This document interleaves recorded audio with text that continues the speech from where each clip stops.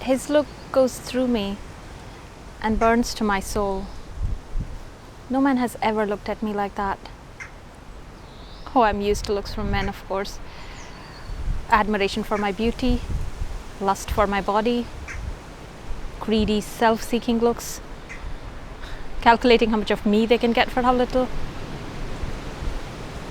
But he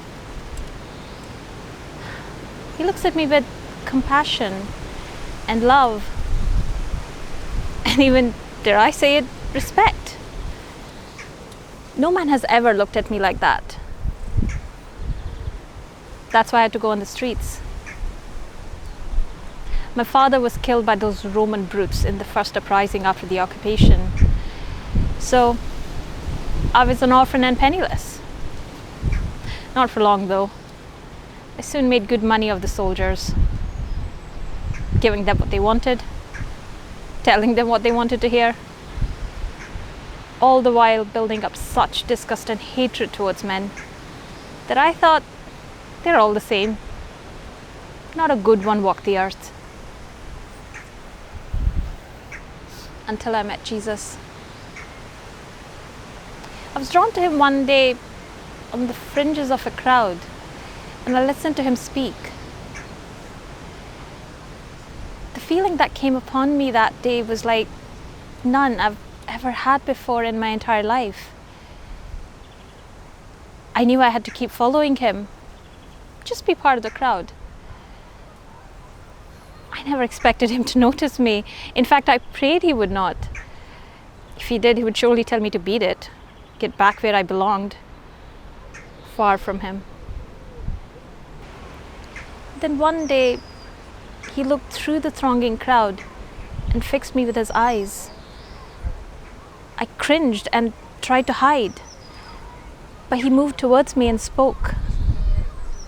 His voice was gentle and genuinely interested. His eyes spoke of tender compassion, something like forgiveness,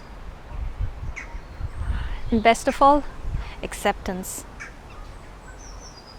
Since then, I've been following him everywhere. Some of his followers are trying to find me work of another sort, and they even treat me as friend. I've never had a friend. It's all so strange and wonderful.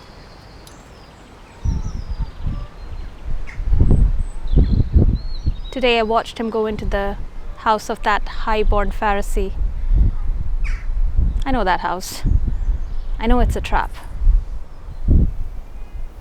There'll be a whole table full of them, insulting him, trying to catch him out. I wish he wouldn't go. He should stay with us, who love him. But he says he must. A lot of the time, we don't understand what he says and why he does the things he does. I saw him limping the last couple of miles, his sandals all encrusted with damp sand and mud. One of his heels is bleeding. I bet they won't even offer him a bowl of water to wash them in. I can't bear it. I still have that bottle of perfumed oil from my old life. I walk past the open-mouthed servants before they can stop me. I outstare the Pharisees round the table. Not difficult when you've had as much experience of men as I have. I make my way towards where Jesus is sitting, ignoring the growing murmurs of horror. I kneel down, take one of his filthy and mangled feet in my hand, and pour half of oil on it, massaging it till the sand and grit is loosened. I don't have a towel, so I use my hair to dry the foot. I do the same with the other one, finishing the oil. I stand up, take one sweeping glance around the table, and wait for their mealy-mouthed protest and comments. Take that, I think.